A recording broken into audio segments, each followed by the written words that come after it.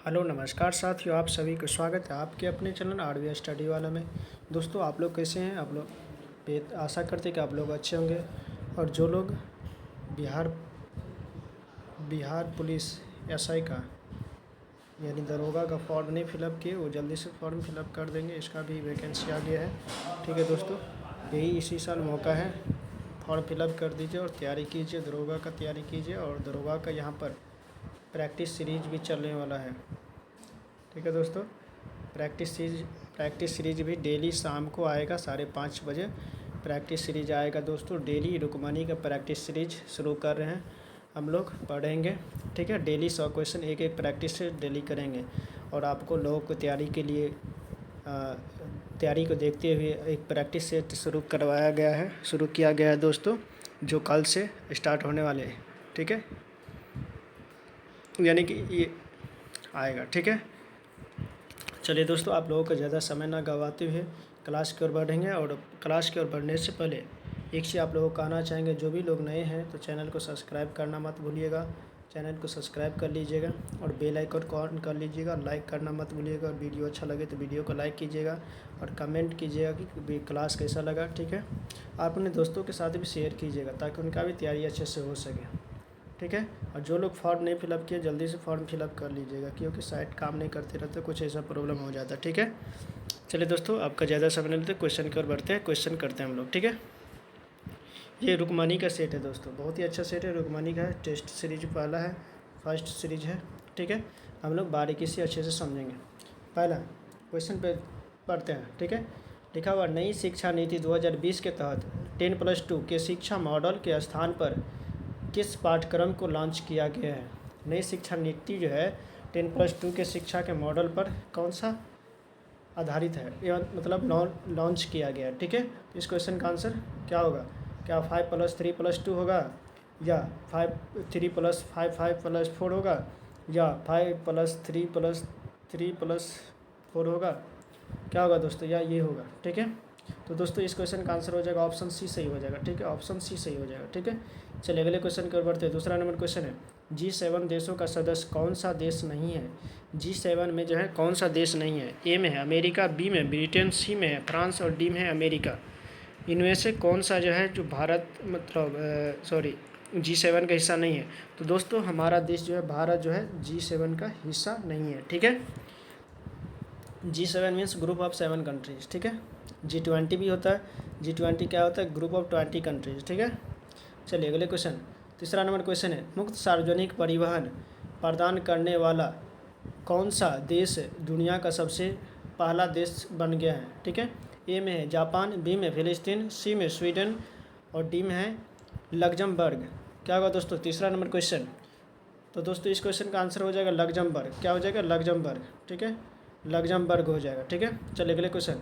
चौथा number question, अंतर्राष्ट्रीय जैव विविधता दिवस यानी international day for biological diversity हर वर्ष कब मनाया जाता है? ए में है 22 मई, बी में है 20 मई, सी में 14 मई और डी में 19 मई। कब मनाया जाता है?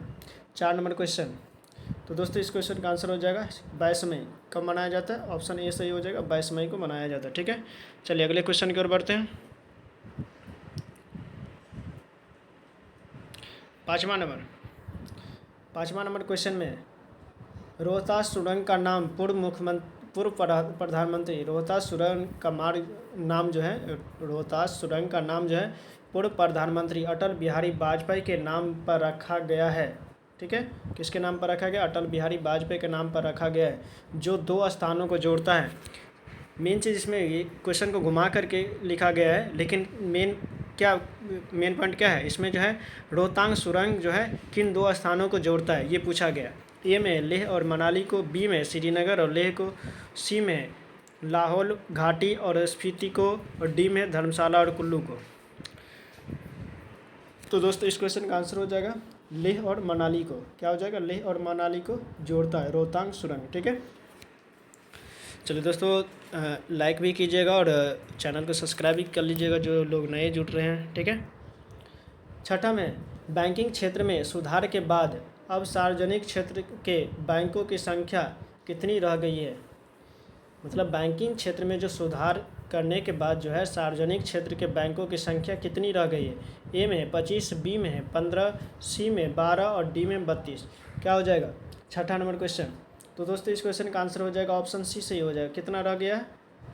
कितना रह गया? तो 12 रह गया। ठीक है, ऑप्शन सी सही हो जाएगा। ठीक है, ऑप्शन सी। ठीक है, 12। साथ में है, हाल ही में मारिया शारापोवा ने खेल से संन्यास की घोषणा की है। मारिया शारापोवा जो है खेल से संन्यास लेने की घोषणा किया है। वह किस खेल से संबंधित है? यानी किस खेल से संबंधित, यानी कौन से खेल खेलते थे? ए में टेनिस, बी में बैडमिंटन, सी में क्रिकेट और डी में है हॉकी। क्या होगा दोस्तों? इस क्वेश्चन का आंसर क्या होगा? 7 नंबर क्वेश्चन।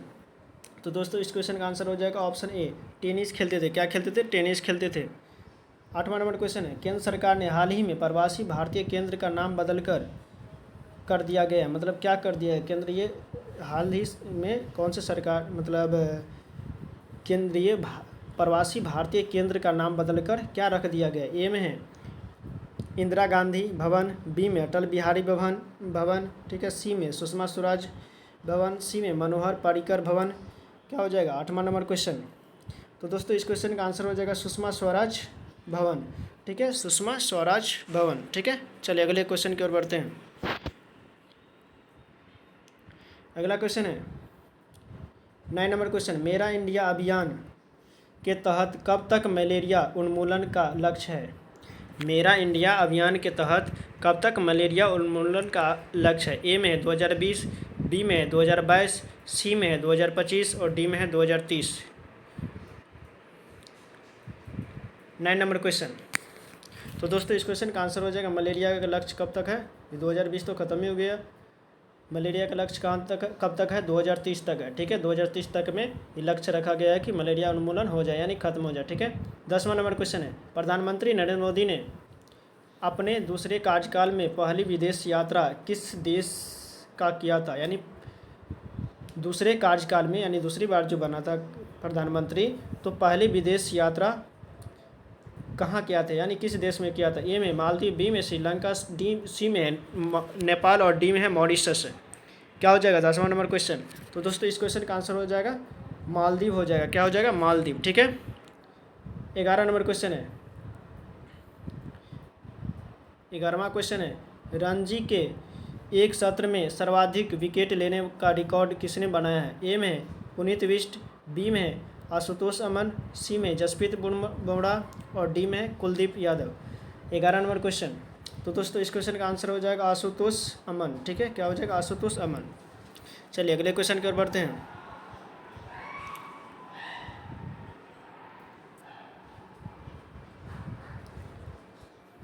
12 नंबर क्वेश्चन, किस राज्य में हाल ही में FIR आपके द्वारा योजना की शुरुआत की गई है? ए में उत्तर प्रदेश, बी में महाराष्ट्र, सी में मध्य प्रदेश और डी में है गुजरात। क्या होगा दोस्तों? 12 नंबर क्वेश्चन का आंसर बताएंगे। तो दोस्तों इस क्वेश्चन का आंसर हो जाएगा मध्य प्रदेश। क्या हो जाएगा? मध्य प्रदेश सरकार ने शुरू किया है। ठीक है, क्या शुरू किया गया? FIR आपके द्वारा। ठीक है, 13 नंबर क्वेश्चन, किस राज्य सरकार ने हाल ही में कोरोना महामारी से सुरक्षा हेतु आयुष कवच नामक ऐप लॉन्च किया है? ए में है बिहार, बी में उत्तर प्रदेश, सी में हिमाचल प्रदेश और डी में है गुजरात। 13 नंबर क्वेश्चन का आंसर बताएंगे। तो दोस्तों इस क्वेश्चन का आंसर हो जाएगा उत्तर प्रदेश। उत्तर प्रदेश ने क्या लॉन्च किया था? आयुष कवच। कब? कोरोना महामारी से सुरक्षा हेतु। ठीक है, उत्तर प्रदेश ने लॉन्च किया था। ठीक है, 14 नंबर क्वेश्चन, मददगार हेल्पलाइन हाल ही में खबरों में थी। मददगार हेल्पलाइन क्या थे? हाल ही में खबरों में थी कि मददगार हेल्पलाइन डैश द्वारा चलाया गया, यानी किसके द्वारा चलाया गया? ठीक है, ए में भारतीय सेना, बी में दिल्ली पुलिस, सी में है केंद्रीय रिजर्व पुलिस बल CRPF। ठीक है, और डी में केंद्रीय औद्योगिक सुरक्षा बल। क्या होगा दोस्तों? 14 नंबर क्वेश्चन। तो दोस्तों इस क्वेश्चन का आंसर हो जाएगा CRPF, केंद्रीय रिजर्व पुलिस बल। ठीक है, 15 नंबर क्वेश्चन है, निम्नलिखित में से किस राज्य में देश का पहला स्मॉग टावर स्थापित किया गया है? ए में है दिल्ली, बी में पुडुचेरी यानी पुदुचेरी, ठीक है, सी में महाराष्ट्र और डी में है कर्नाटक। क्या होगा दोस्तों? 15 नंबर क्वेश्चन। तो दोस्तों इस क्वेश्चन का आंसर हो जाएगा दिल्ली। ठीक है, दिल्ली ने शुरू किया है, दिल्ली में स्थापित किया गया। ठीक है, चलिए अगले क्वेश्चन की ओर बढ़ते हैं।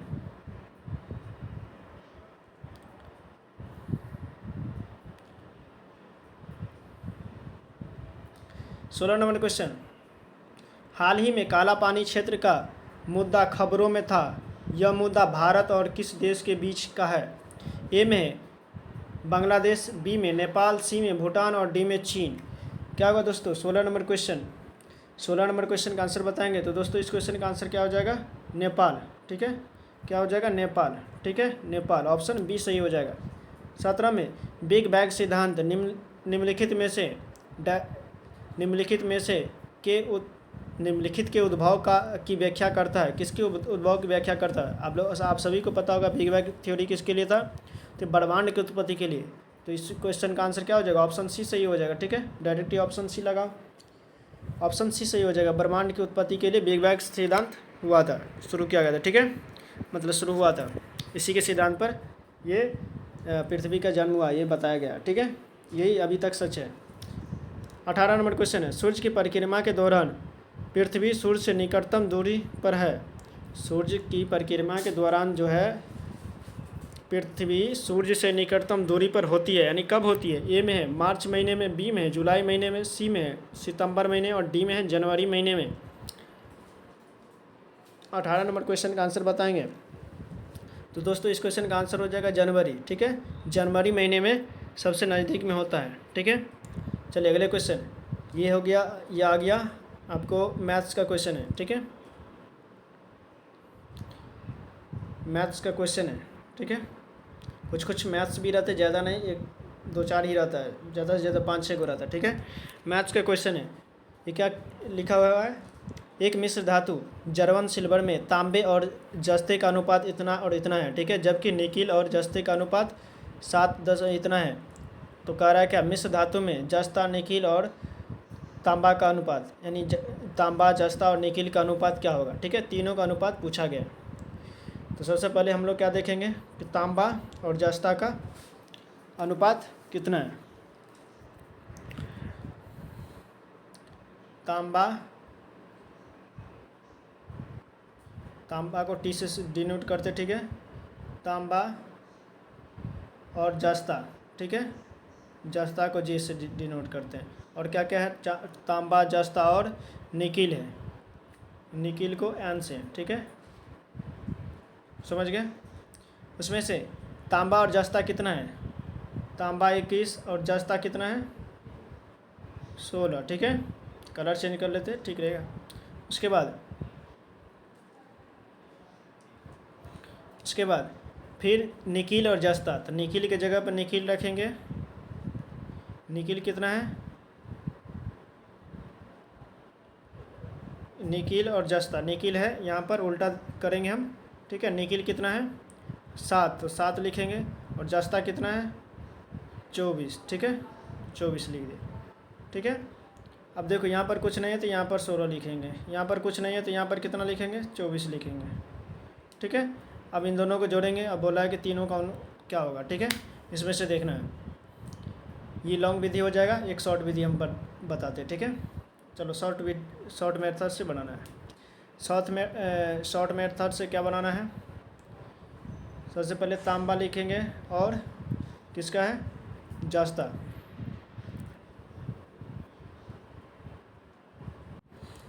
तो देखना है तांबा और जस्ता को जे से डिनोट करते। ठीक है, कितना कितना है? 21/16। ठीक है, और यहाँ पर कितना है? निकिल एन ऊपर में और नीचे में जस्ता जे। ठीक है, कितना कितना है? 7/24।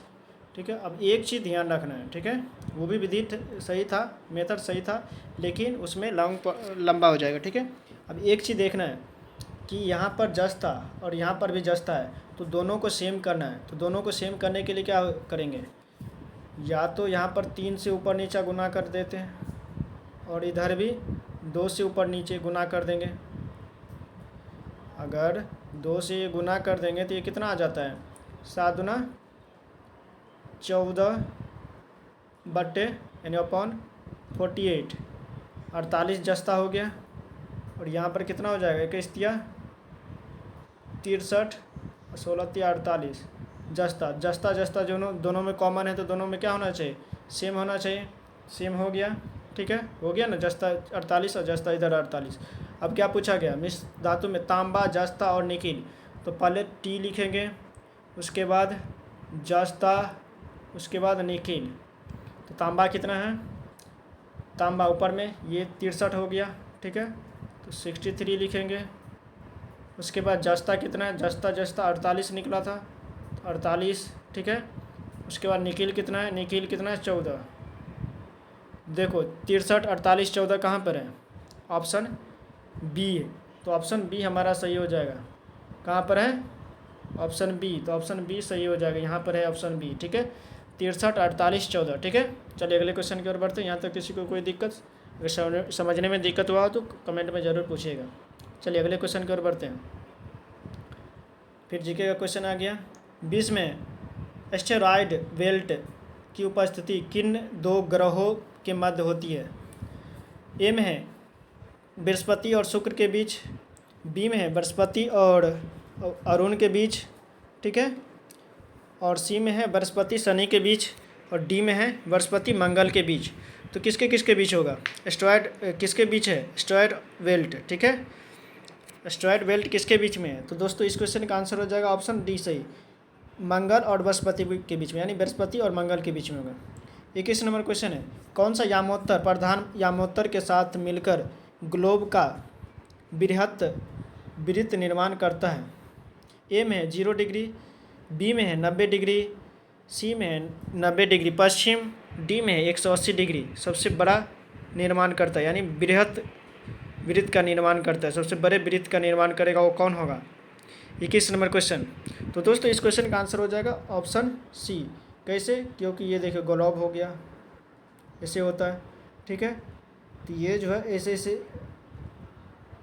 ऐसे जो रहता है ऐसे, तो ये सबसे 180 डिग्री वाला होगा ना, 180 डिग्री। तो 180 डिग्री वाला क्या करेगा, सबसे बड़ा वृत्त का निर्माण करेगा, ठीक है। चलिए अगले क्वेश्चन 22, संचार उपग्रहों में पृथ्वी का स्टेशन से सिग्नल ग्रहण करके विभिन्न दिशाओं में भेजने वाला यंत्र क्या कहलाता है। ए में ट्रांसफार्मर, बी में ट्रांजिस्टर, सी में ट्रांसपाउंडर, और डी में है ट्रांसड्यूसर। क्या होगा 22 नंबर क्वेश्चन। तो दोस्तों इस क्वेश्चन का आंसर हो जाएगा ट्रांसपाउंडर। क्या कहलाएगा, ट्रांसपाउंडर कहलाएगा, ठीक है, सिग्नल भेजने का काम करता है। अगला क्वेश्चन 23 नंबर क्वेश्चन है, भूपटल पर द्रव्यमान प्रतिशत के रूप में कौन सा एक सर्वाधिक मात्रा पाया जाता है। ए में सिलिकॉन, बी में ऑक्सीजन, सी में कार्बन, और डी में है कैल्शियम। क्या होगा दोस्तों, 23 नंबर क्वेश्चन का आंसर बताएंगे। तो दोस्तों इस क्वेश्चन का आंसर हो जाएगा ऑक्सीजन, ठीक है। सबसे ज़्यादा पाया जाता है क्या, ऑक्सीजन पाया जाता है। चलिए अगले क्वेश्चन की ओर बढ़ते हैं। 24 नंबर क्वेश्चन,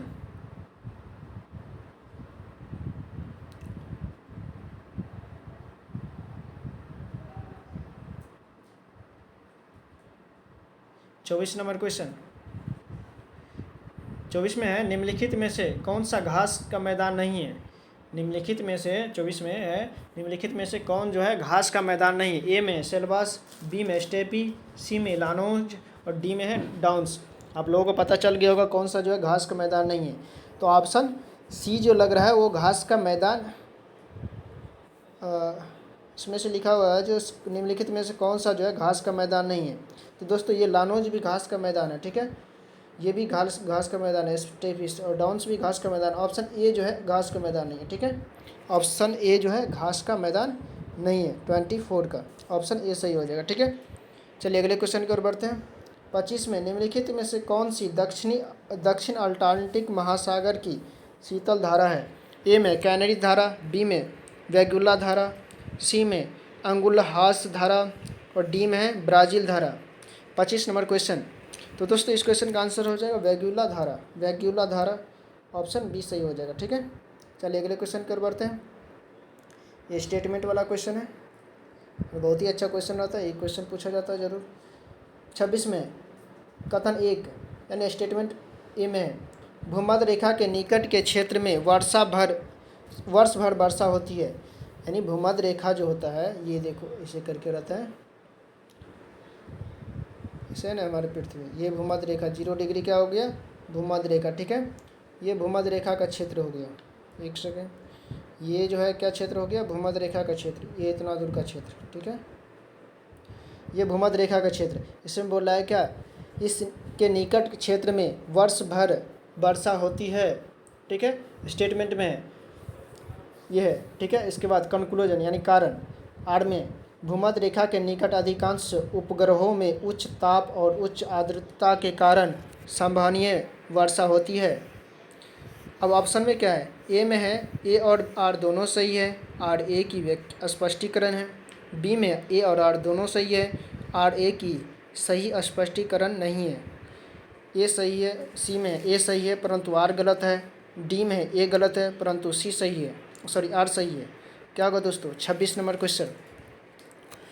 तो दोस्तों ये देखो, ये बात तो ये भी सही है, ठीक है, कि भूमध्य रेखा के निकट जो होता है वो वहाँ पर वर्ष भर वर्षा होती है, ठीक है।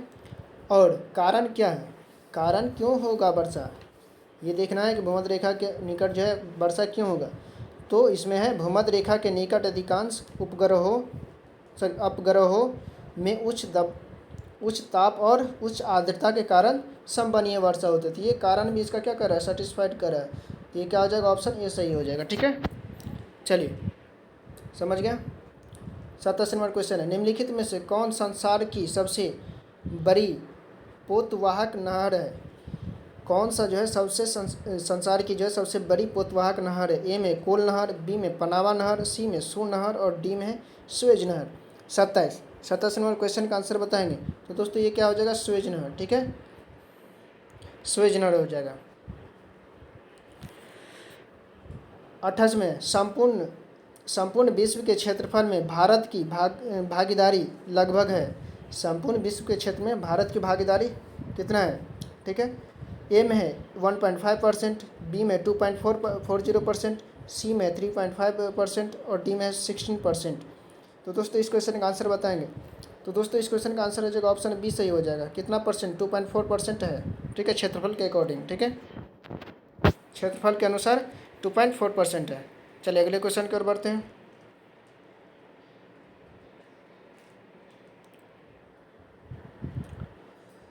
ट्वेंटी नाइन में है, निम्न में से कौन सी नदी 3 बार 2 धाराओं में विभक्त हो जाती है? यानी 3 बार जो है दोनों 2 धाराओं में विभक्त हो जाती है और कुछ मील आगे जाकर पुनः मिल जाती है, ठीक है।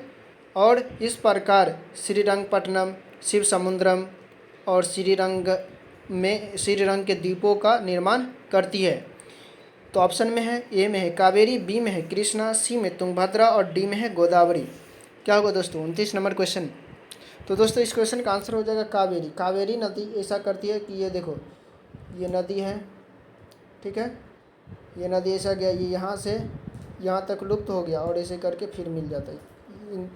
इन दोनों इसके बीच में मतलब नहीं मिलते, खाली रहता है, ठीक है, लुप्त हो जाता है और फिर यहाँ से यहाँ जाके मिल जाता है, ठीक है।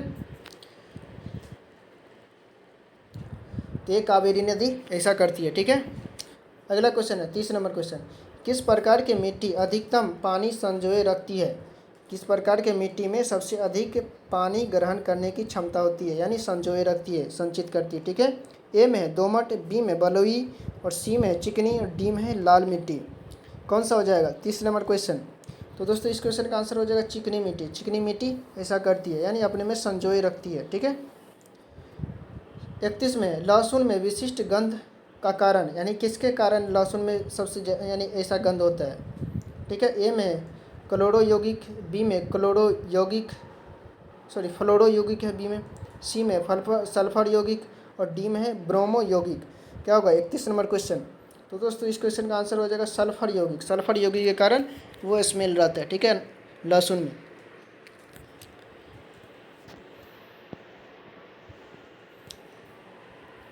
स 32 नंबर क्वेश्चन, 2 और 3 मसालों का एक साथ उगना स्टॉक फार्मिंग का उदाहरण है या नहीं है, इसको देखना, ठीक है। कौन जो है स्टॉक फार्मिंग का उदाहरण है? ए में है 2 और 3 मसालों का एक साथ उगाना, बी में है पशुओं का प्रजनन, सी में है फसल की अदला बदली और डी में है उपयुक्त में से कोई नहीं। 32 नंबर क्वेश्चन। तो दोस्तों इस क्वेश्चन का आंसर हो जाएगा पशुओं का प्रजनन। ठीक है, स्टॉक फार्मिंग क्या कहलाएगा? पशुओं का प्रजनन स्टॉक फार्मिंग कहलाता है। ठीक है। 33 नंबर क्वेश्चन, 1 हेक्टेयर बराबर कितना एकड़ होता है? ठीक है, 1 हेक्टेयर बराबर कितना एकड़ होता है? ए में है 2.47 एकड़, बी में 2.37 एकड़, सी में 2.57 एकड़ और डी में है 2.67 एकड़। कितना होता है 1 हेक्टेयर बराबर, 1 हेक्टेयर बराबर कितना एकड़ होता है? तो दोस्तों इस क्वेश्चन का आंसर जो हो जाएगा 2.47 एकड़ यानी 2.47 एकड़। ठीक है। चलिए अगले क्वेश्चन 34 में है विश्व पर्यावरण दिवस किस तारीख को मनाया जाता है? ये तो बहुत ही वीवियर रहता है क्वेश्चन, ये बहुत बार पूछा जाता है। विश्व पर्यावरण दिवस कब मनाया जाता है? ए में है 21 मार्च, बी में है 23 दिसंबर और सी में 5 जून और डी में है 25 मई। तो ये इस क्वेश्चन का आंसर हो जाएगा 5 जून, ये सभी को पता होगा।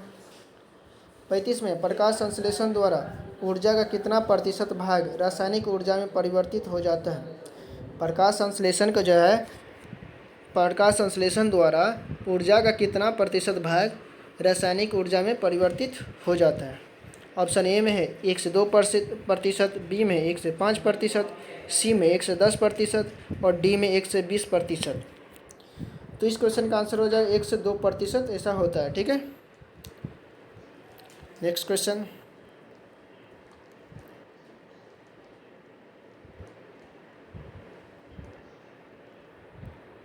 36 में मोटर वाहनों से निकलने वाली निम्नलिखित में से कौन सा एक मुख्य प्रदूषक गैस है? ए में है CO2 यानी कार्बन डाइऑक्साइड, बी में कार्बन मोनोऑक्साइड CO, ठीक है, सी में है मार्स गैस और डी में नाइट्रोजन ऑक्साइड। मोटर वाहनों से कैसा गैस निकलता है यानी किसी भी इंजन से वो कैसा गैस निकलता है? तो कार्बन मोनोऑक्साइड निकलता है। ठीक है। तो 36 नंबर का हो जाएगा आंसर कौन सा हो जाएगा? बी। ठीक है, ऑप्शन बी सही हो जाएगा, कार्बन मोनोऑक्साइड। ठीक है, कार्बन मोनोऑक्साइड ऑप्शन बी सही हो जाएगा। ठीक है। चलिए अगले क्वेश्चन की ओर 37, नीचे दिए गए पौधों और उनके खाद्य भाग के युग्मों में से कौन सा सही सुमेलित नहीं है? ए में है अदरक प्रकंद, बी में है प्याज मांसल पर्ण, सी में है आलू मूल और डी में है नारियल भ्रूण पोष। ठीक है, क्या हो जाएगा 37 नंबर क्वेश्चन? तो दोस्तों इस क्वेश्चन का आंसर हो जाएगा आलू मूल। ठीक है, आलू जो है मूल ये सही नहीं है, आलू मूल ये सही नहीं है। ठीक है। 38 में है किस पदार्थ के ऑक्सीकरण से सर्वाधिक ऊर्जा प्राप्त होती है? किस पदार्थ के ऑक्सीकरण से सबसे ज़्यादा ऊर्जा प्राप्त होती है? ए में प्रोटीन, बी में कार्बोहाइड्रेट, सी में वसा और डी में खनिज एवं विटामिन। 38, तो दोस्तों इस क्वेश्चन का आंसर हो जाएगा वसा। वसा पदार्थ के ऑक्सीकरण से सर्वाधिक ऊर्जा प्राप्त होती है। ठीक है, यानी फैट वसा चीज़ हम लोग खाएंगे तो ज़्यादा ऊर्जा सर्वाधिक ऊर्जा देती है। ठीक है। 39 में हीमोग्लोबिन के बारे में निम्नलिखित में से कथनों पर विचार कीजिए। ए में है, और आगे बढ़ा लेते हैं। ठीक है, ए में है हीमोग्लोबिन के बारे में कथनों पर विचार करना है। ए में पहला है यह रक्त में ऑक्सीजन का संचार करता है, बी में यह लौहयुक्त यौगिक है, सी में यह कुछ रंगों के प्रतिरक्षा प्रदान करता है और चौथा में है यह रक्त को लाल रंग प्रदान करता है। क्या होगा 39 नंबर क्वेश्चन? तो दोस्तों इस क्वेश्चन का आंसर हो जाएगा जो एक पहला भी सही है। ठीक है, दूसरा भी यह लौहयुक्त यौगिक है ये भी सही है, और तीसरा क्या है यह कुछ रोगों के प्रतिरक्षा प्रदान करता है। नहीं, ऐसा नहीं है, सभी रोगों के प्रति प्रतिरक्षा प्रदान करता है। ठीक है, ये नहीं होना चाहिए, ये गलत होगा। ठीक है, और चौथा में क्या यह रक्त को लाल रंग प्रदान करता है, तो ये ऑप्शन डी सही हो जाएगा। ठीक है, 1 2 4। ठीक है, ऑप्शन डी सही हो जाएगा, 1 2 4। ठीक है। चलिए 40 नंबर क्वेश्चन, इसमें से कह रहा है कौन सा जो सुमेलित नहीं है? डेसिबल ध्वनि की प्रबलता की इकाई है।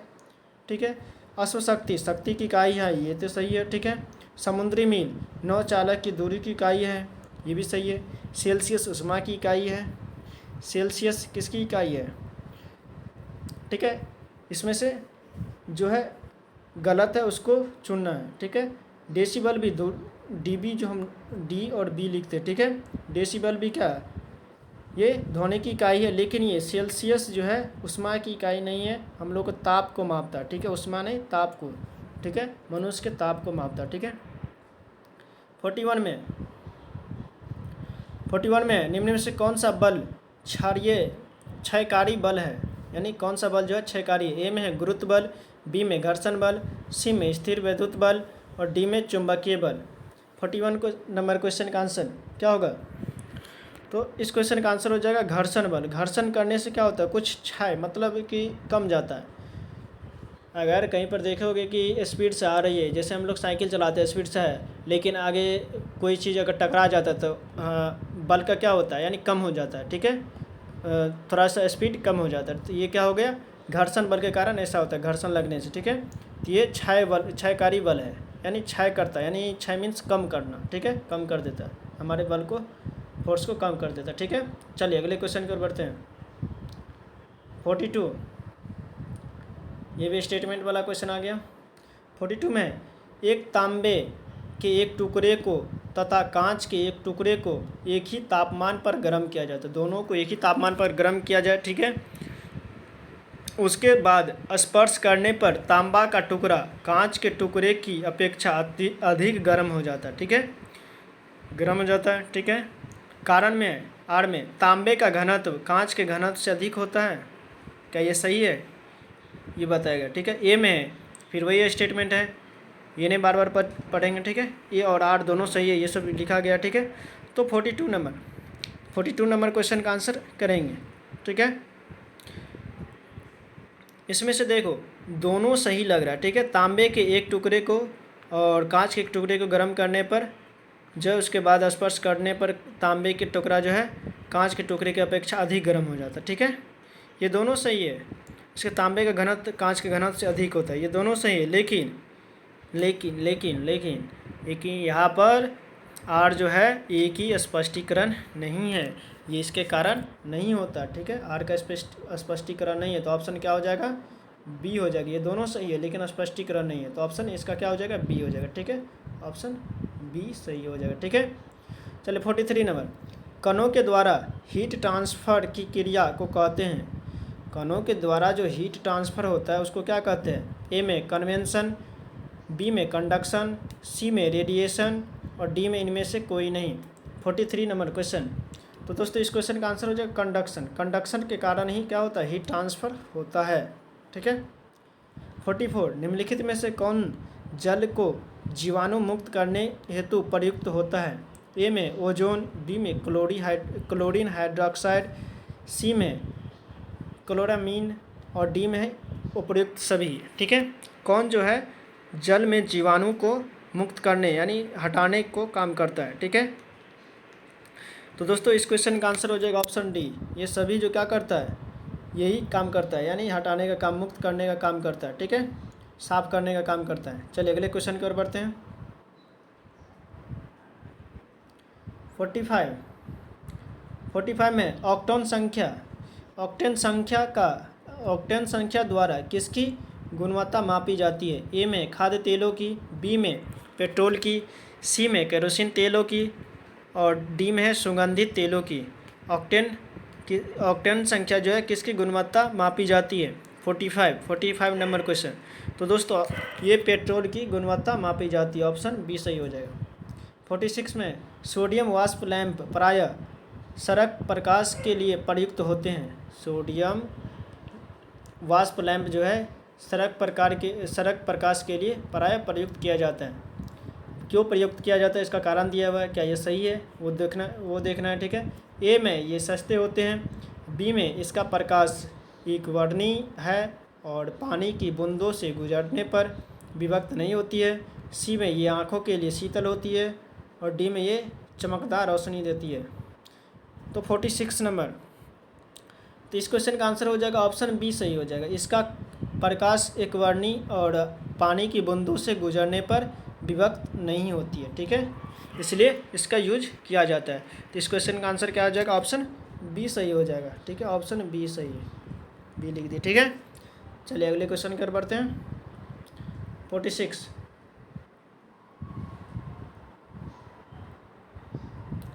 47 में निम्नलिखित द्रवों में से कौन सा जो है ऊष्मा का बहुत अच्छा चालक है? ए में पारा, बी में पानी, सी में ईथर और डी में बेंजीन। कौन सा होगा 47? तो इस क्वेश्चन का आंसर हो जाएगा पारा। ठीक है, पारा अच्छा ऊष्मा का चालक है। ठीक है, द्रव में से। ठीक है, द्रव में पूछा गया है यहाँ पर। 48 पानी की अस्थायी कठोरता के लिए निम्न में से कौन उत्तरदायी है? ए में कैल्शियम और मैग्नीशियम के क्लोराइड से और सल्फेट्स, बी में कैल्शियम का बाइकार्बोनेट, सी में मैग्नीशियम का बाइकार्बोनेट और डी में है सिल्वर व पोटासियम के क्लोराइड्स। ठीक है, तो 48 नंबर क्वेश्चन। तो इस क्वेश्चन का आंसर हो जाएगा कैल्शियम और मैग्नीशियम के क्लोराइड्स व सल्फेट्स। ठीक है, 49 में है शराब पीकर वाहन चालक के श्वसन परीक्षण में यातायात पुलिस क्या इस्तेमाल करती है? मतलब शराब पीकर जो कोई वाहन चलाते हैं उसके श्वसन परीक्षण में यातायात पुलिस जो है क्या इस्तेमाल करते हैं? ठीक है, ए में पोटासियम डाइक्रोमेट, ठीक है, और सल्फ्यूरिक एसिड। ठीक है, बी में है पोटेशियम परमैंगनेट और सल्फ्यूरिक एसिड, सी में फिल्टर पेपर पर हल्दी यानी टर्मरिक। ठीक है, डी में सिल्वर नाइट्रेट की परत चढ़ी सिलिका जेल क्या यूज किया जाता है? 49 नंबर क्वेश्चन। तो इस क्वेश्चन का आंसर हो जाएगा पोटेशियम डाइक्रोमेट का यूज किया जाता है, सल्फ्यूरिक एसिड मिलाता है। ठीक है,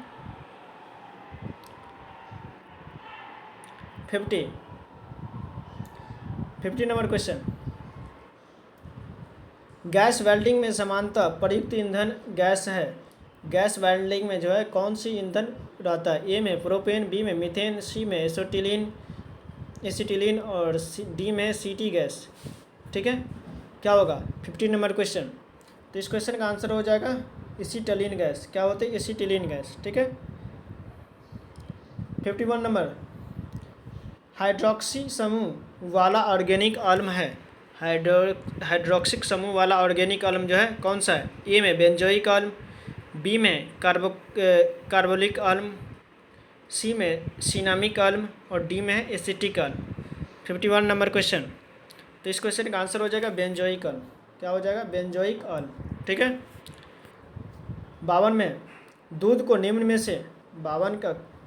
निम्न विधि से एक रूप यानी होमोजेनाइज किया जाता है।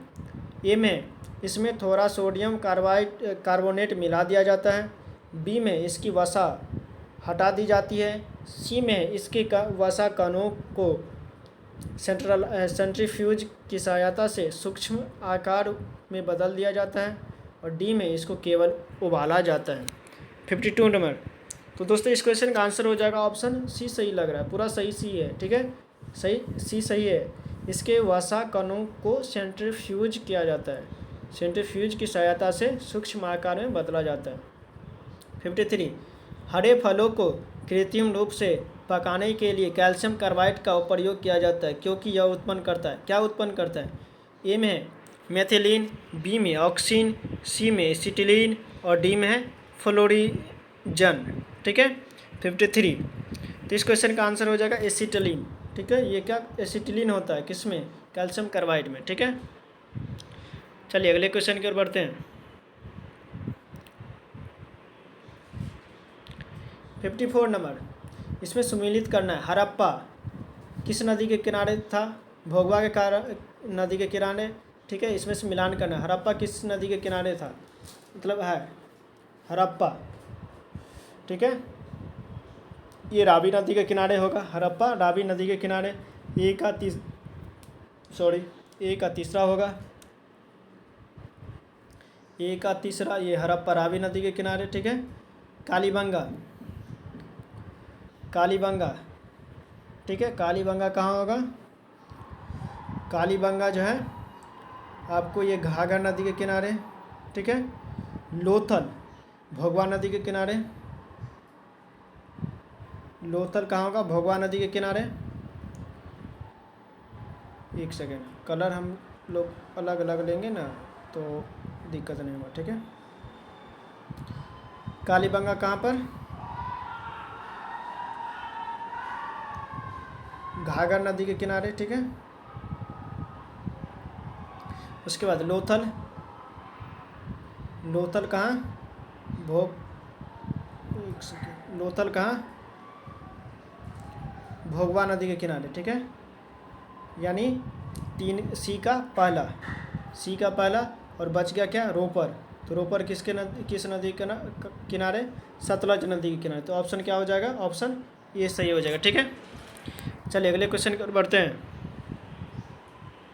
अगला क्वेश्चन है महात्मा बुद्ध के संबंध में निम्नलिखित में से कौन सा कथन सही है? ए में उनका जन्म कपिलवस्तु में हुआ था, क्या ये सही है? बी में इन्होंने बौद्ध गया में ज्ञान प्राप्त किया था। तीसरा में इन्होंने वैदिक धर्म को अस्वीकार किया था। डी में यानी चौथा में इन्होंने आर्य सत्य का प्रचार किया था, ठीक है। क्या हो जाएगा? 55 नंबर क्वेश्चन। तो ये देखो कपिलवस्तु में जन्म लिया था, ये भी सही है, ठीक है। उन्होंने बौद्ध गया से ज्ञान प्राप्त किया था, वो भी सही है। सी में यानी तीसरा में है उन्होंने वैदिक धर्म को अस्वीकार किया था, ये भी सही, यानी वैदिक धर्म नहीं ग्रहण किया था, ठीक है। चौथा में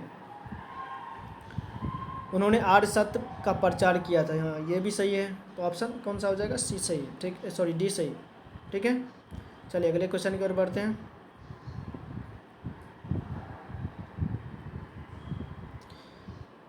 छप्पन में रज्जुक क्या थे? चोल साम्राज्य में व्यापारी, या मोर शासन में अधिकारी, या सी में गुप्त साम्राज्य में सामंत वर्ग, और डी में शक सेना में अधिकारी क्या थे? 56। तो दोस्तों इस क्वेश्चन का आंसर हो जाएगा ऑप्शन बी, मोर शासन में अधिकारी, ठीक है। 57 में अद्वैत दर्शन के संस्थापक कौन थे? ए में आचार्य, बी में अभिनव गुप्त, सी में रामानुज, और डी में माधव। 57 नंबर। तो दोस्तों इस क्वेश्चन का आंसर हो जाएगा शंकराचार्य, ठीक है। 58 में महाबलीपुरम के रथ मंदिरों का निर्माण किसने करवाया था? ए में नरसिंह वर्मन प्रथम, बी में समुद्रगुप्त, सी में हर्षवर्धन, और डी में पुलकेशिन द्वितीय।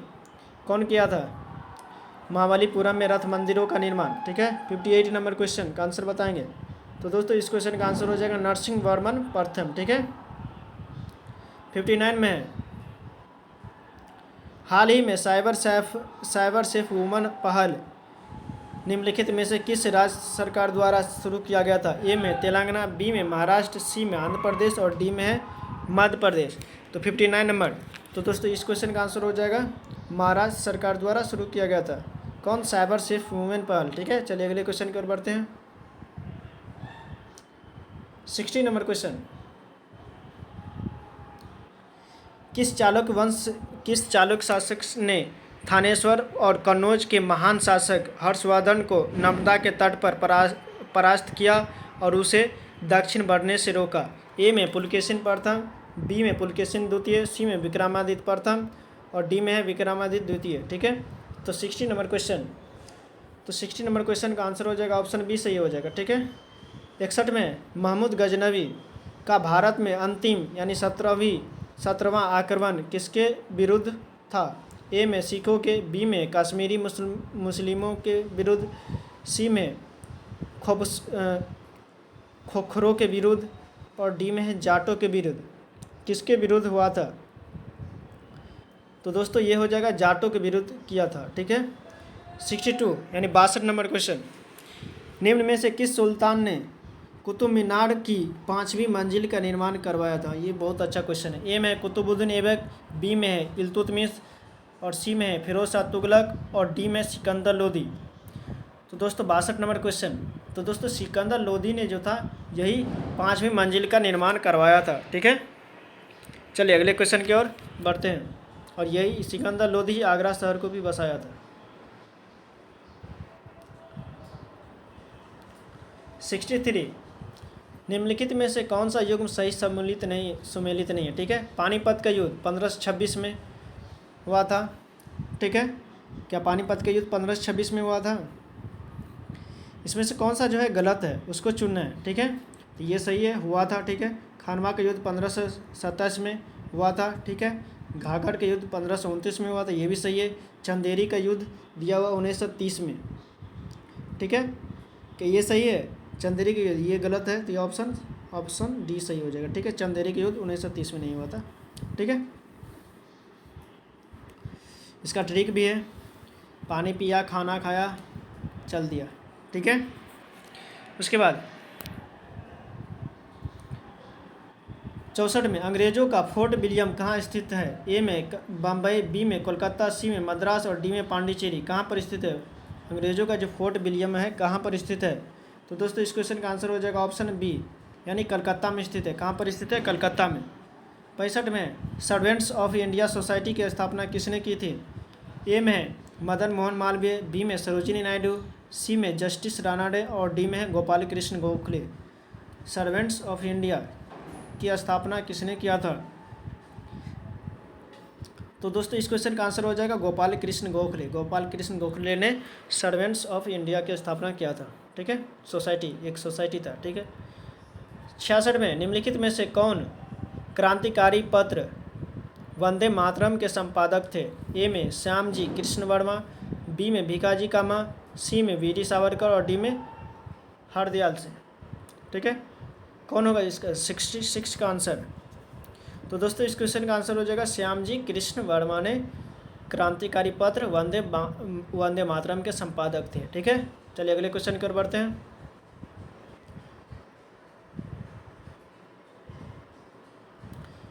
ये मैथ्स का क्वेश्चन आ गया, ठीक है। चलिए हम लोग मैथ्स का क्वेश्चन भी टैकल करते हैं। 67 में लिखा हुआ सारथी ने एक बैंक में इतना रुपया जमा किया, ठीक है, जिस पर बैंक द्वारा 8% साधारण ब्याज दे था, ठीक है। तो सारथी ने 5 साल के धन 5 साल के लिए बैंक में रखा, तो कितना प्रतिशत ब्याज अर्जित हुआ? तो ब्याज बराबर क्या होता है? ऐसा है बराबर क्या होता है? PRT होता है, ठीक है। P मतलब प्रिंसिपल कितना है? 3125 रुपया जमा किया, ठीक है। R कितना है? R 8 है। और T मतलब टाइम कितने साल के लिए? 5 साल के लिए, बटे 100 करते PRT, ठीक है। अब देखो 5 20 पंचे 100, ठीक है। 4 दूना 8, 4 पंचे 20, ठीक है। कलर चेंज कर लेते। 5 से 5 इसको काट दिए, 5 से यहाँ पर 5 6 का 30, 5 दूना 10, 5 25, 6 से 25 और गुने 2, 6 से 25 गुने 2 कितना हो जाएगा? 0, 2 दूना 4 1 5, 6 दूना 12 1 13, मतलब 13 से 50। 13 से 50 का है, 1 मिनट, ओ यहाँ पर मल्टीप्लाई करने में थोड़ा मिस्टेक कर दिया। ये कितना हो जाएगा? 12 से 50, ठीक है। 6 दूना 5 दूना 10, 6 दूना 12, 2 दूना 4 1 5, 6 दूना 12, ठीक है। तो ये 12 से 50 कहाँ? ऑप्शन बी है, ऑप्शन बी सही हो जाएगा, ठीक है। ठीक है, यहाँ तक इसमें कोई दिक्कत होगा तो कमेंट में ज़रूर बताइएगा। चलिए अगले क्वेश्चन की ओर बढ़ते हैं। 68 में द्वितीय विश्व युद्ध के बाद 1946 में कौन भारत आया था? ए में क्रिप्स मिशन, बी में कैबिनेट मिशन, सी में वेवेल मिशन योजना और डी में है साइमन कमीशन। कौन आया था भारत? वेवेल में 60 द्वितीय विश्व युद्ध के बाद कौन भारत आया था, ठीक है। 68 नंबर क्वेश्चन का आंसर बताएंगे, तो ये हो जाएगा कैबिनेट मिशन जो है भारत आया था, ठीक है। चलिए अगले क्वेश्चन की ओर बढ़ते हैं।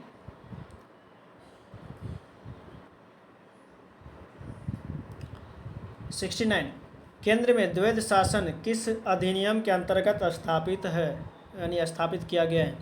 द्वैध शासन मीन्स क्या? दोहरी शासन, ठीक है।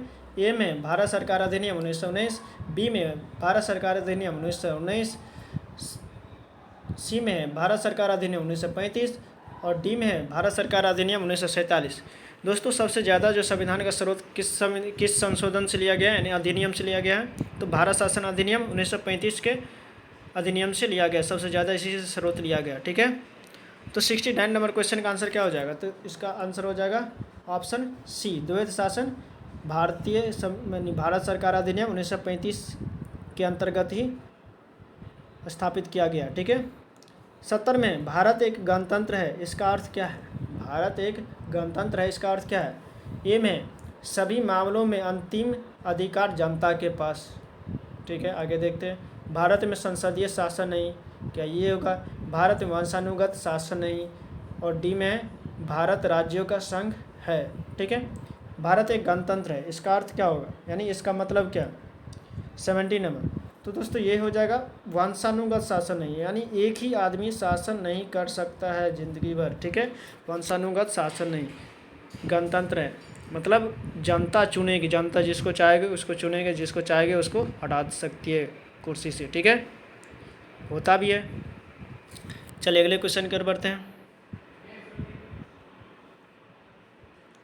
71 नंबर क्वेश्चन, मौलिक अधिकारों के अंतर्गत कौन सा अनुच्छेद बच्चों के शोषण से संबंधित है? ए में 17, बी में 18, सी में 23 और डी में 24। ए 17 में क्या है? अस्पृश्यता का अंत। ठीक है, 18 में क्या है? उपाधियों का अंत। ठीक है, और 23 और 24 में क्या है? शोषण के विरुद्ध अधिकार किस में है? ठीक है, बच्चों के शोषण से संबंधित किस में है? 71 में बताएंगे। तो दोस्तों इस क्वेश्चन का आंसर हो जाएगा ऑप्शन डी सही हो जाएगा। ठीक है, शोषण के विरुद्ध अधिकार किस में? ऑप्शन डी, यानी अनुच्छेद 24 में। ठीक है, 72 में निम्नांकित में से किस प्रकार के अधिकार यानी प्राधिकार भारत के राष्ट्रपति को प्राप्त है? ए में वास्तविक और लोकप्रिय, बी में औपचारिक यानी स्टैट्यूटरी और विधिक, सी में यानी तीसरा में राजनीतिक और नाममात्र, चौथा में संवैधानिक और नाममात्र। ठीक है, क्या 1 और 3 सही होगा, 2 और 3 सही होगा, 1 और 4 या 2 और 4 सही होगा? कौन सा ऑप्शन होगा? 72 नंबर। तो दोस्तों इसमें जो है दूसरा जो है ये तो नहीं है, वास्तविक तो नहीं, वास्तविक रियल जो है हेड कौन होता है? प्रधानमंत्री होता है। ठीक है, ठीक है, प्रधानमंत्री होता है। ये नाम मात्र का होता है, तो नाम मात्र का यानी औपचारिक, तो ऑप्शन बी सही यानी दूसरा सही होना चाहिए, दूसरा। और ये राजनीतिक और नाम मात्र का होता है, ये तो गलत है। ठीक है, और संवैधानिक और नाम मात्र होता है। ठीक है, संवैधानिक और नाम मात्र। ठीक है, तो 2 और 4 होना चाहिए, तो ऑप्शन डी सही हो जाएगा। ठीक है, चलिए अगले क्वेश्चन कर बढ़ते हैं।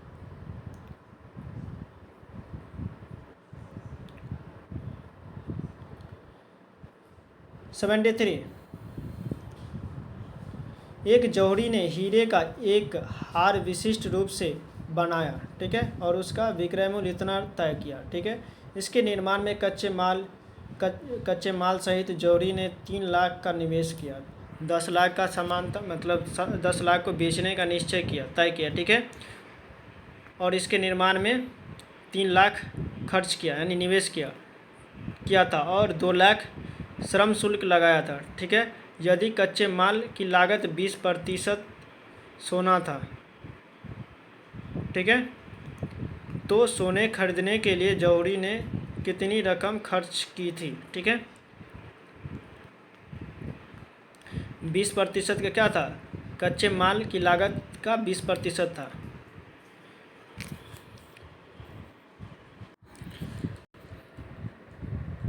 तो चलिए 73 नंबर क्वेश्चन बनाते हैं। ठीक है, 73 में क्या है?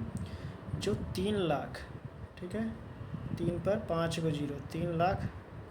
ठीक है, ये सब कुछ नहीं दिया हुआ, ये जो इसके अलावा जो ये सब दिया है, ये सब 2000, ये सब कुछ नहीं है। ठीक है, 3 लाख दिया हुआ, निवेश किया, उसका 20% सोना था, तो कितने प्रतिशत जौहरी को रकम खर्च करनी थी? ठीक है, इसका 20% निकालेंगे, 20/100, 2 जीरो से 2 जीरो इधर कट जाएगा, कलर चेंज कर लेते अच्छा रहेगा, 2 जीरो से ये 2 जीरो कट जाएगा। ठीक है, 3 दूना 6 हो गया, 6 पर कितना जीरो, इधर 3 जीरो 1 जीरो 4 जीरो, यानी 6 पर 4 को 0, कितना हो गया? 60,000। 60,000 का है, ऑप्शन ए है, ऑप्शन ए आंसर हो जाएगा। ठीक है, चलिए यहाँ तक समझने में किसी को कोई दिक्कत है ना? समझने में दिक्कत हो तो ज़रूर पूछिएगा। ठीक है, 60,000 आंसर हो जाएगा। चलिए अगले क्वेश्चन की ओर बढ़ते हैं। 74 नंबर क्वेश्चन है, विधान परिषद किसी साधारण विधेयक को निम्नलिखित में से किस अवधि तक रोक सकती है? किसी विधान परिषद जो है किसी साधारण विधेयक को किस अवधि तक रोक सकता है? ए में है 3 माह, बी में है 4 माह, सी में है 6 माह और डी में है 14 दिन। कितने दिनों के लिए रोक सकते हैं? तो ठीक है, तो दोस्तों ये इस क्वेश्चन का आंसर हो जाएगा ऑप्शन बी सही हो जाएगा, यानी 4 माह के लिए रोक सकते हैं, 4 महीने के लिए। ठीक है, 75 नंबर क्वेश्चन है, जिस समिति ने लोकतांत्रिक विकेंद्रीकरण और पंचायत राज की सिफारिश की, उसके सभापति कौन थे? ठीक है, ए में के एम पनिकर, बी में एच एन कुंजरू, सी में महात्मा गांधी और डी में बलवंत राय मेहता समिति। ठीक है, बलवंत राय मेहता। ठीक है, उसके सभापति कौन थे? आप लोगों को क्वेश्चन का आंसर पता चल गया होगा, तो इस क्वेश्चन का आंसर क्या हो जाएगा? बलवंत राय मेहता। ठीक है, इसी के मॉडल पर पंचायती राज तैयार है। ठीक है, इसे ब्लूप्रिंट यानी कि रूपरेखा तैयार करने वाला इसे कहा जाता है पंचायती राज के लिए। ठीक है, मतलब एक कहा जाए तो जो ने मूर्तिकार होता है, ठीक है, इसे कहा जाता है पंचायती राज को। ठीक है, चलिए 76 नंबर क्वेश्चन देखते हैं। 76 नंबर क्वेश्चन, एम है 14 अनुच्छेद 14। ठीक है, कौन सा मतलब सुमेलित करना है? 14 क्या? 14 जो है समानता का अधिकार के लिए है। ठीक है, ऑप्शन, एक सेकेंड, ऑप्शन तीसरा। ठीक है, पहला का क्या हो जाएगा? तीसरा। ये क्या है? यानी अनुच्छेद 14 क्या है? समानता का अधिकार। अनुच्छेद 36 क्या है? अनुच्छेद 36 नीति निर्देशक। ठीक है, अनुच्छेद 74 क्या है? 74 क्या है? अनुच्छेद 74 देखते हैं, मंत्रिपरिषद। अनुच्छेद 74 क्या? मंत्रिपरिषद के लिए। चलो, जो पहले याद रहता है उसको पहले बनाना, या तो सभी है। ठीक है, जिसमें कन्फ्यूजन हो उसको बाद में करना। ठीक है, अनुच्छेद 74 क्या है? मंत्रिपरिषद। अनुच्छेद 74 में तो देखो, एक का क्या है? तीसरा, और सी का दूसरा। एक का तीसरा किस में? देखो यहाँ डी में है, तो डी आंसर हो। वैसे ही डी सारा एलिमिनेट हो गया। डी, एक का तीसरा क्या है? पहला का तीसरा, यानी एक का तीसरा सिर्फ एक ही है। ठीक है, और सी का दूसरा भी मिल रहा है, सी में दूसरा भी यहाँ भी मिल रहा है, तो ऑप्शन क्या हो जाएगा? डी हो जाएगा। ठीक है, और दूसरा का 36 में क्या होगा? 36 जो है नीति निर्देशक बताए थे अभी। 36 अनुच्छेद 36 क्या है? नीति निर्देशक तत्व। ठीक है, उसके बाद 368 क्या है? संविधान संशोधन से संबंधित है। 368 क्या है? संविधान संशोधन से संबंधित है। ठीक है, तो ऑप्शन डी सही हो जाएगा। चलिए अगले क्वेश्चन की ओर बढ़ते हैं।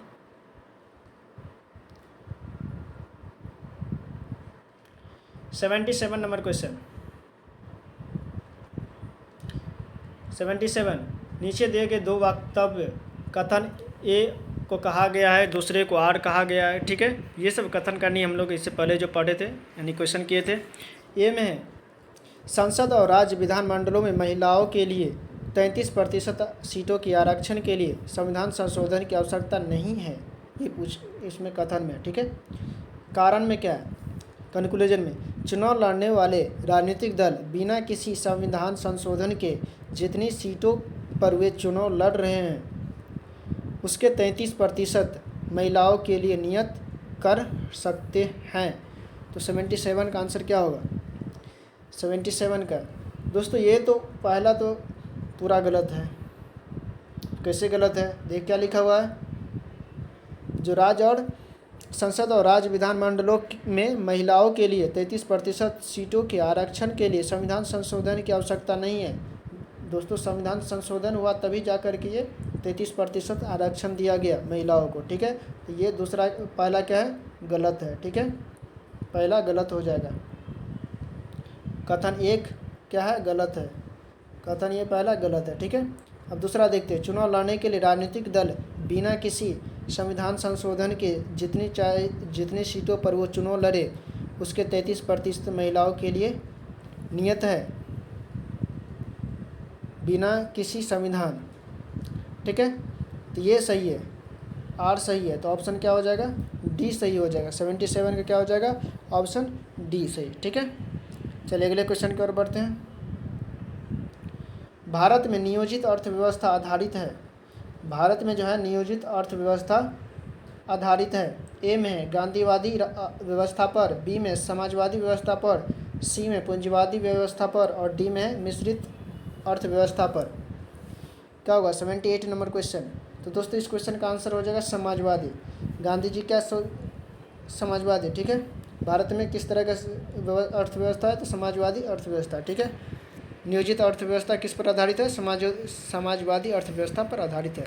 79 नंबर क्वेश्चन है, पिछड़े देशों के लिए रोलिंग प्लान का सुझाव किसके द्वारा दिया गया था। पिछड़े देशों के लिए रोलिंग प्लान जो है किसके द्वारा दिया गया था। ए में जी मिडल, बी में W.A. लेविस द्वारा, सी में नरकसे द्वारा और डी में है ए सैमुअल आलसन द्वारा, ठीक है, सैमुअल्सन, ठीक है। 79 नंबर क्वेश्चन। तो दोस्तों इस क्वेश्चन का आंसर हो जाएगा ऑप्शन ए मिडल के द्वारा, जी मिडल के द्वारा, ठीक है, ऑप्शन ए सही हो जाएगा। 80 में भारत में गरीबी रेखा से नीचे रहने वाले लोगों का प्रतिशत है, तेंदुलकर समिति ने बताया है, कितना है। ए में है 21.9%, बी में 30, सी में 29.5% और डी में 40%, कितना है 80 नंबर क्वेश्चन। तो दोस्तों इस क्वेश्चन का आंसर हो जाएगा 21.9%। 81 में है हाल ही में कोलकाता बंदरगाह का नाम किनके नाम पर रखने की घोषणा नरेंद्र मोदी ने की है। चलिए थोड़ा आगे बढ़ा लेते हैं। कोलकाता बंदरगाह को जो है किसके नाम पर रखने की घोषणा किया है। ए में सुषमा स्वराज, बी में अरुण जेटली, सी में दीनदयाल उपाध्याय और डी में है श्यामा प्रसाद मुखर्जी। 81। तो दोस्तों इस क्वेश्चन का आंसर हो जाएगा ऑप्शन डी सही हो जाएगा, श्यामा प्रसाद मुखर्जी। 82। निम्नलिखित पर विचार कीजिए। ए में है पहला है जनता के पास मुद्रा, बी यानी दूसरा में है बैंकों के पास मांग जमा यानी डिमांड ड्राफ्ट, ठीक है। तीसरा में है बैंकों के पास समय जमा यानी टाइम डिपॉजिट्स, ठीक है। करें इनमें से कौन से भारत में व्यापक धन M3 में शामिल है। ऑप्शन ए में 1 और 2, बी में है 1 और 3, सी में है 2 और 3, डी में 1, 2 और 3 यानी तीनों, ठीक है। तो ये जनता के पास मुद्रा, ये भी ठीक है। बैंकों के पास मांग जमा यानी डिमांड ड्राफ्ट, ठीक है, DD जिसको बोलते हैं, ठीक है। तीसरा में है बैंकों के पास समय जमा यानी टाइम डिपॉजिट्स, ये भी सही है। तो ऑप्शन क्या हो जाएगा, व्यापक धन में शामिल तीनों है, ठीक है। आगे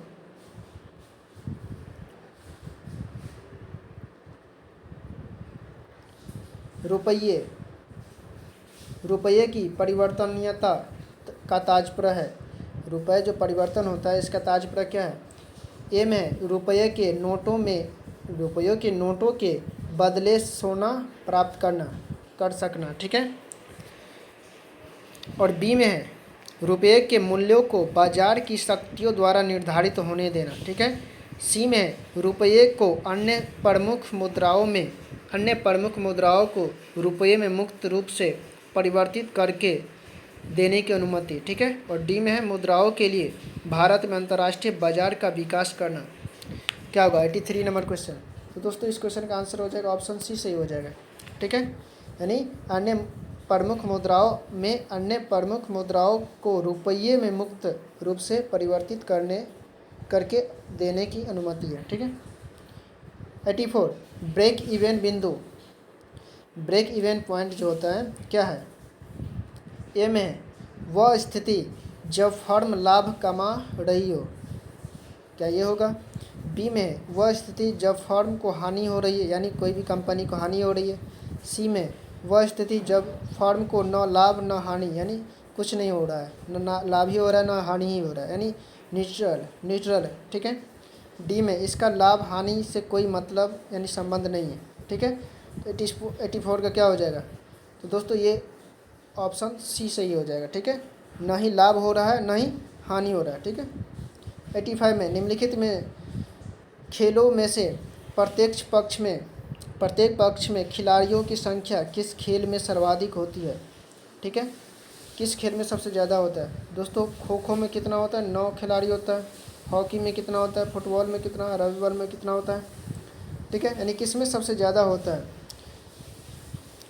तो ऑप्शन सी में रवि फुटबॉल में सबसे ज़्यादा होता है। किस में सबसे ज़्यादा होगा, सबसे ज़्यादा खिलाड़ी किस में रहता है, तो रवि फुटबॉल। ये याद करने वाली चीज़ है, जिसमें ज़्यादा रहेगा उसको टिक कर देना, ठीक है। चलिए अगले क्वेश्चन की ओर बढ़ते हैं।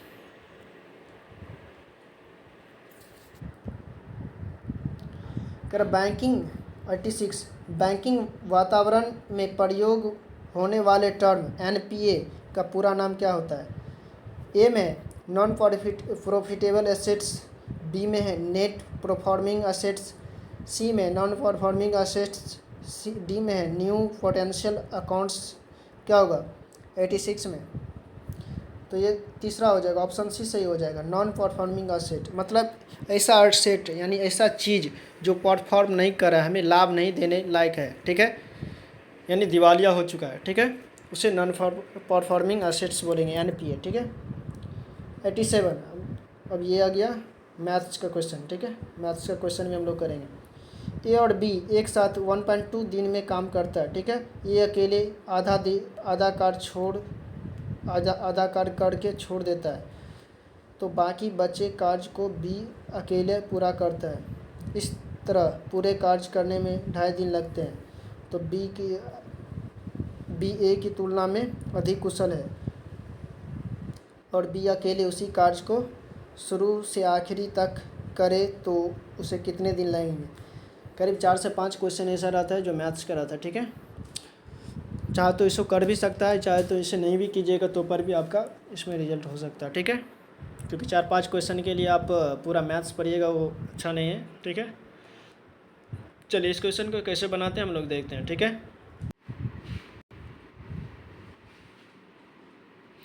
चलिए तो इस क्वेश्चन को बनाने के लिए हम लोग सबसे पहले क्या करेंगे, ये है एक सेकेंड, ए कितना हाफ, ठीक है, और ये भी क्या, बी भी कितना हाफ 1/2, ठीक है। टोटल वर्क कितना है 1.2, ठीक है। ये कितना 2.5 माइनस एक्स, ठीक है, एक्स वैल्यू मान लिए, ठीक है, और ये टोटल कितना होता है 2.5, यहाँ से यहाँ तक 2.5, ठीक है। अब ए का समय कितना हो जाएगा, इसी तरह से ए का समय, एक second,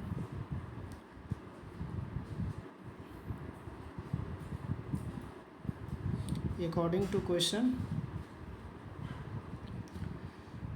2 × 2.5 minus x into 2x, ठीक है, upon 2 × 2.5 minus x plus 2x, ठीक है, इक्वल टू 1.2। अब यहाँ पर हम ऑप्शन से एलिमिनेट करेंगे, ठीक है। अगर 2 रखते हैं, ऑप्शन सी का यूज करते हैं 2, ठीक है। अगर 2 रखते हैं, एक्स के जगह पर 2 रखेंगे, सेकेंड, एक्स के जगह पर अगर हम 2 रखते हैं तो यहाँ से हमारा आंसर 1.2 आ जाता है, तो इसलिए क्वेश्चन का आंसर क्या हो जाएगा, ऑप्शन सी सही हो जाएगा, ठीक है। क्वेश्चन ऑप्शन से एलिमिनेट करेंगे, ठीक है। चलिए अगले क्वेश्चन की ओर बढ़ते हैं।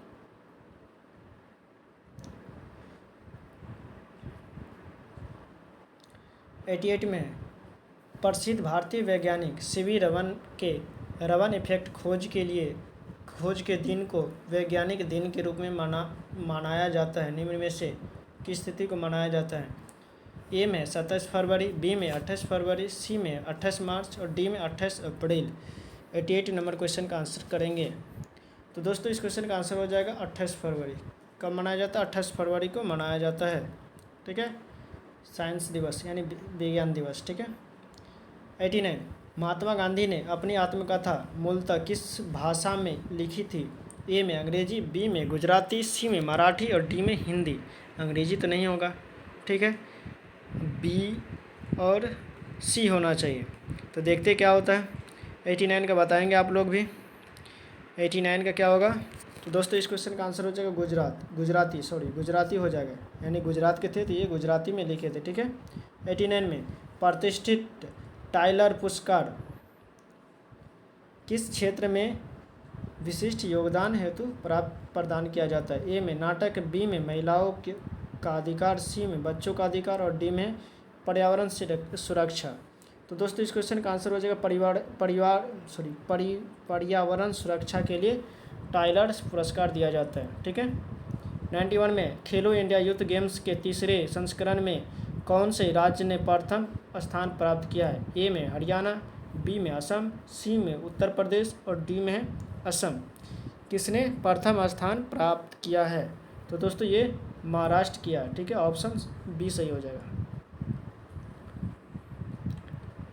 92 किस राज्य या केंद्र शासित प्रदेश में दुनिया का सबसे ऊंचा रेलवे पुल बनाया जा रहा है। ए में हिमाचल प्रदेश, बी में जम्मू कश्मीर, सी में पंजाब और डी में लद्दाख। क्या हो जाएगा, कौन सा क्वेश्चन आंसर होगा। तो दोस्तों ये हो जाएगा जम्मू कश्मीर में दुनिया का सबसे ऊंचा रेलवे पुल बनाया जा रहा है, ठीक है। ऑप्शन बी सही हो जाएगा। चलिए अगले क्वेश्चन की ओर बढ़ते हैं।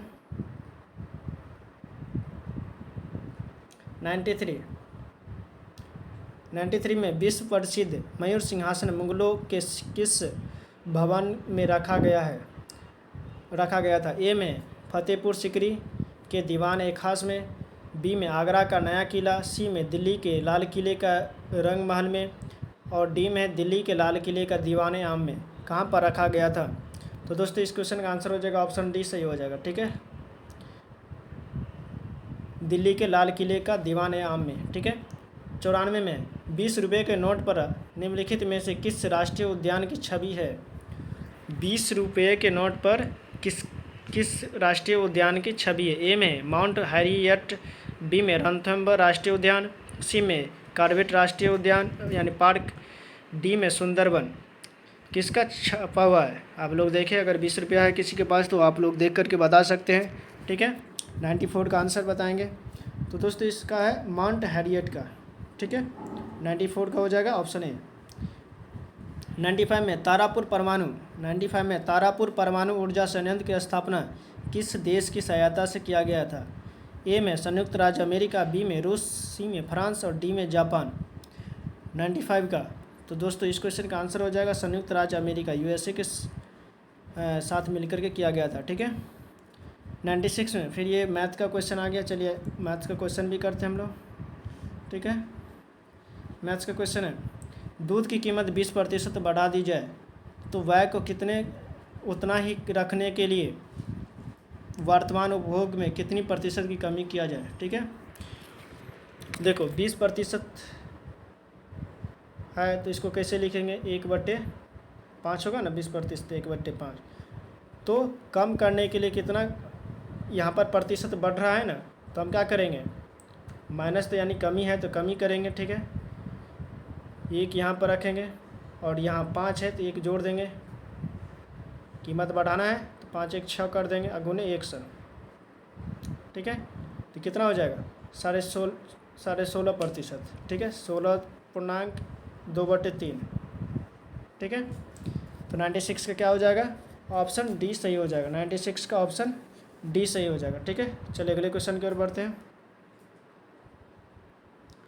97 निम्न में से किस वैश्विक कंपनी का वी थिंक डिजिटल साक्षरता कार्यक्रम है। ए में फेसबुक, बी में ट्विटर, सी में गूगल, डी में अमेजन।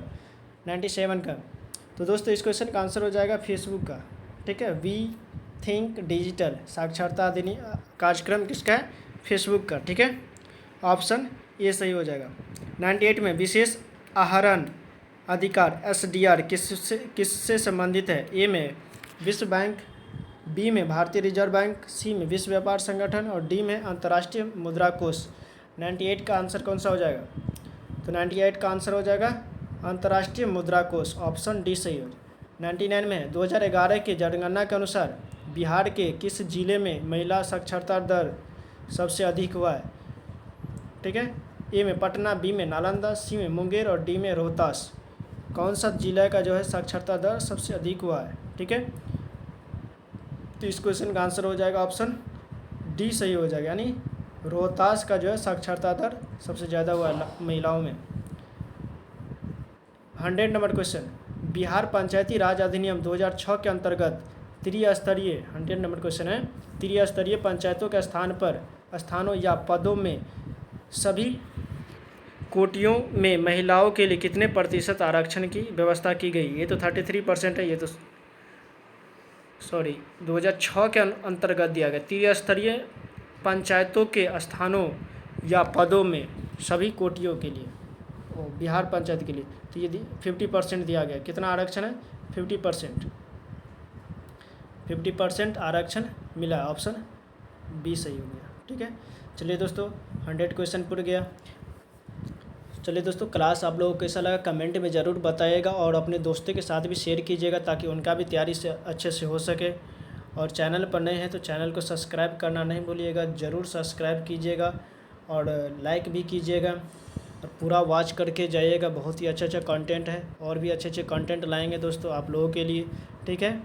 और आप लोगों की तैयारी बेहतर से हो, यही हम लोग कामना करते हैं, ठीक है। और जो भी लोग फॉर्म नहीं फिलअप किए हैं, अभी तो स्टार्ट ही हुआ है, फॉर्म नहीं फिलअप किए तो फॉर्म फिलअप कर सकते हैं, यानी कर लीजिएगा, ठीक है। और चैनल को सब्सक्राइब करना नहीं भूलिएगा, लाइक भी कीजिएगा और कमेंट भी कीजिएगा, ठीक है। दोस्तों के साथ भी शेयर भी कीजिएगा। चलो दोस्तों क्लास के यही पे एंड करते हैं। Thanks for watching. जय हिंद, जय भारत।